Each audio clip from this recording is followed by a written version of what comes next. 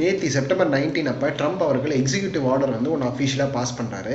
So இது வந்து பார்த்திங்கன்னா அமெரிக்காவில் போய் செட்டில் ஆகணும்னு நினைக்கிற எல்லாருக்குமே ஒரு பேரிடியாக வந்து இறங்கியிருக்குன்னு சொல்லலாம். ஸோ H1B ஒர்க் விசாஸை வந்து பார்த்திங்கன்னா அதோட ஃபீயை வந்து $1 lakh வந்து ஏற்றிருக்காரு.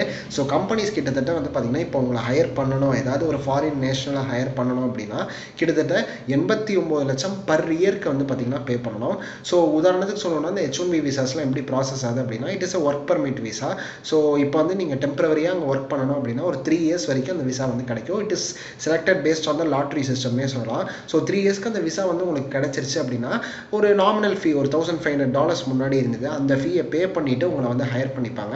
ஸோ அந்த H1B விசாவை நீங்கள் எக்ஸ்டெண்ட் பண்ணணும் அப்படின்னாலும் கம்பெனி சைட்லேருந்தே வந்து பார்த்தீங்கன்னா எக்ஸ்டெண்ட் பண்ணி கொடுத்து மேக்ஸிமம் 6 years வரைக்கும் வந்து பண்ணிடுவாங்க. அதுக்கப்புறமா அங்கே வந்து க்ரீன் கார்டு அப்ளை பண்ணி EB2 EB3 இந்த மாதிரிலாம் விசா வந்து அப்ளை பண்ணி அங்கே வந்து செட்டில் ஆகிடுவாங்க. இதுதான் வந்து பார்த்தீங்கன்னா உலக வழக்கமே. பட் ஆனால் இந்தியன்ஸான எல்லாருக்குமே வந்து பார்த்தீங்கன்னா கிட்டத்தட்ட 70% ஆஃப் இந்தியன்ஸ் வந்து H1B விசா ஹோல்டர்ஸாக இப்போ இருந்துட்டு இருக்காங்க.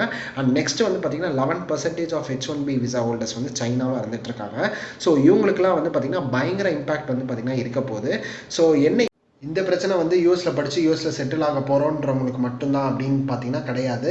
இந்தியாவிலேருந்து கிட்டத்தட்ட top institutes like IIT NIT இந்த மாதிரி இன்ஸ்டியூட்ஸில் படித்து யூஎஸில் போய் செட்டில் ஆகணும். H1B இப்போ ஏதோ ஒரு மைக்ரோசாஃப்ட் கம்பெனி வந்து உங்களை செலக்ட் பண்ணதுன்னா H1B வழியாக தான் வந்து உங்களை யூஎஸ் கூட்டிகிட்டு போவாங்க. ஸோ அவங்களுக்கும் வந்து பார்த்திங்கன்னா இது பெரிய சிக்கலை ஏற்படுத்தியிருக்குன்னு சொல்லலாம். ரொம்பவே ஸ்கில்ஃபுல்லாக இருந்தால் மட்டுமே வந்து பார்த்திங்கன்னா அந்த ஃபீஸை கொடுத்து கம்பெனி வந்து பார்த்திங்கன்னா ஹையர் பண்ணிப்பாங்க உங்களை H1B மூலியமாக.